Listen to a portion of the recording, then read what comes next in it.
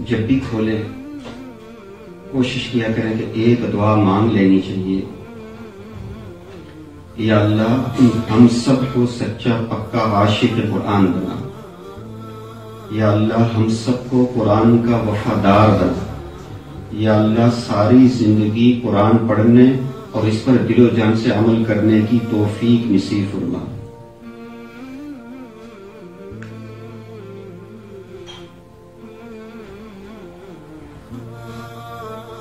قرآن سے محبت کا اظہار ضروری ہے، قرآن کے لیے دعائیں مانگنی چاہیے، اور تیسرے نمبر پر جب بھی ہم قرآن کی مجلس میں بیٹھیں، ہمارے بزرگ لوگ اولیاء اللہ فرمایا کرتے ہیں کہ ہر انسان کا دل سینے میں بائیں طرف ہوتا ہے، اپنے دل کے پیالے کو سیدھا کر کے پورا یقین رکھنا چاہیے کہ جہاں قرآن پڑھا جاتا ہے اللہ سبحانہ و تعالیٰ کی رحمت برستی ہے۔ اللہ سبحانہ و تعالیٰ کی رحمت کیا ہے؟ اللہ سبحانہ و تعالیٰ کی طرف سے ایک نور نازل ہوتا ہے۔ جو بندہ اپنے دل کے پیالے کو یا دماغ کے پیالے کو سیدھا کر کے نیت کرے گا، یا اللہ اس جگہ قرآن پڑھا جا رہا ہے، وہ نور میرے دل اور دماغ کے پیالے میں آ رہا ہے، اللہ مجھے وہ نصیب کر دے، تو پکی بات ہے کہ اس رحمت کے نور سے اس بندے کو ضرور حصہ ملے گا۔ ہمارے جو علمی لوگ ہوتے ہیں، علماء کرام، وہ علمی بحث کرتے ہیں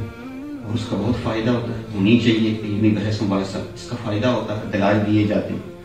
کہ قرآن پڑھنا زیادہ افضل ہے یا قرآن سننا زیادہ افضل ہے۔ مجھے اس پر اپنے نانا جان مرحوم یاد آ گئے، انہوں نے مجھ سے یہ سوال کیا تھا،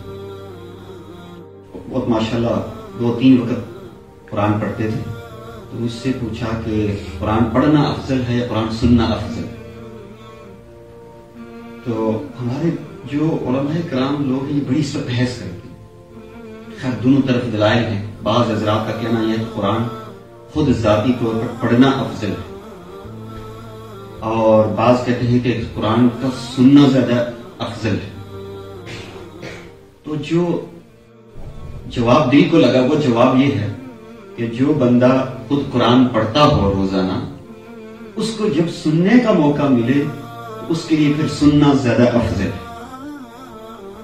جو خود پڑھتا ہو، خود تلاوت کرتا ہو، لیکن ایسا موقع آ جائے کہ جہاں قرآن پڑھا جا رہا ہو تو یہ پھر اس کو سنے، اور جو پڑھتا نہیں ہے اس کو پھر خود وقت نکال کے پڑھنا چاہیے تاکہ اس کو خود لگاؤ ہو۔ اور پھر اس سے اگلی بڑی ضروری چیز کہ خصوصاً جب قرآن کی تفسیر بیان ہو رہی ہو تو پھر قرآن پڑھنے سے زیادہ افضل یہ ہے کہ قرآن کے ترجمے اور تفسیر کو سنیں۔ پھر اس موقع پہ قرآن کی تلاوت نہیں کرنی چاہیے، اس پر سارے متفق ہیں۔ کیوں کہ اس سے اس کو قرآن سمجھ آئے گا، قرآن کی عظمت سمجھ آئے گی اور اللہ کے احکامات سمجھ آئیں گے۔ خصوصاً ہم اجمی لوگوں کے لیے جنہیں ہمیں عربی زبان نہیں آتی، تو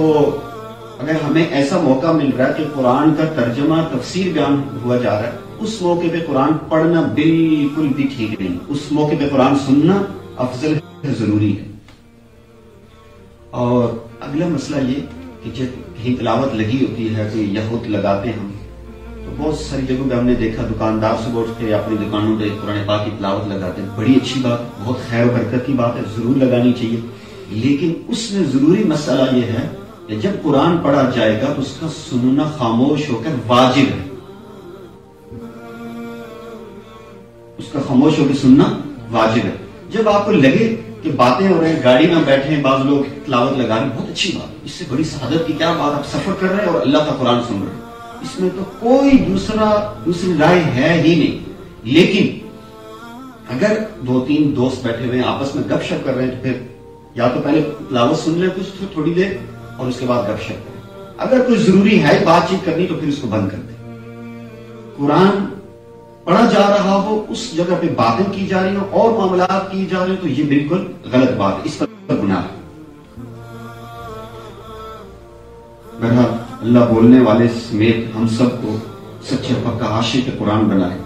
حضرت جی فرمایا کرتے تھے جو قرآن پڑھتا ہے، جو قرآن سنتا ہے، جو قرآن کی تلاوت کرتا ہے، جو قرآن پر عمل کرتا ہے، جو قرآن کو پھیلاتا ہے، اس کو عاشق قرآن بولتے ہیں۔ ساری دعاؤں کا ایک لفظ بول دیا، عاشق قرآن.